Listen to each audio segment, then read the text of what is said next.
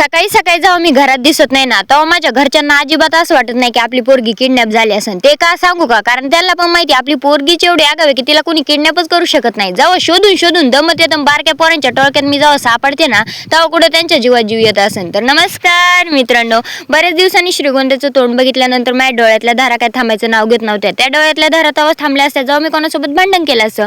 त्याच्यामुळे सगळ्यात अगोदर आपण गेलो होतो मैत्रिणींची गाठभेट घ्यायला. मैत्रिणींच्यात गेले आणि भांडणं झाले नाही असंच कधी होतच नाही बरं का.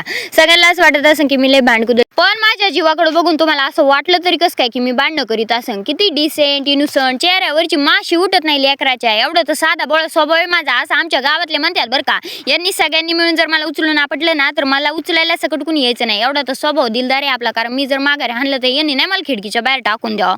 भांडणं माणूस त्याच माणसावर करतो ज्या माणसावरती आपला जीव असतोय. तुमचे भांडणं म्हणजे प्रेम आणि माझे भांडणं म्हणजे भांडणं. त्याचं करा असलं कसलं नाही आलं, कुठल्या नाही आलात का आम्हाला होता तुम्ही. अशा प्रकारे नंतर आपण चालू होतो श्रीगोंद्यात जाण्या अगोदर फडकं बिडकं तोंडाला बांधा, कारण ऊन एवढं कडक आहे की आपल्या चेहऱ्यावरती काळा डाग तर नाही पण काळा चेहरा होण्याची शक्यता दाट बरं का. आपल्या जायचं होतं आपल्या मैत्रिणीच्या मम्मीला भेटायला, त्याच्यामुळे आपण गेलो होतो पाटील हॉस्पिटलला. तिथून भेटून वगैरे झाल्यानंतर आमच्यात असं चॅलेंज लागलं होतं की माणूस लिफ्टने आधी जातोय का पायऱ्याने आधी जातोय.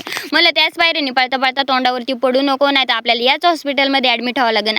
पण मी म्हणते गरज आहे का काहीतरी बालिशपणा करायचा.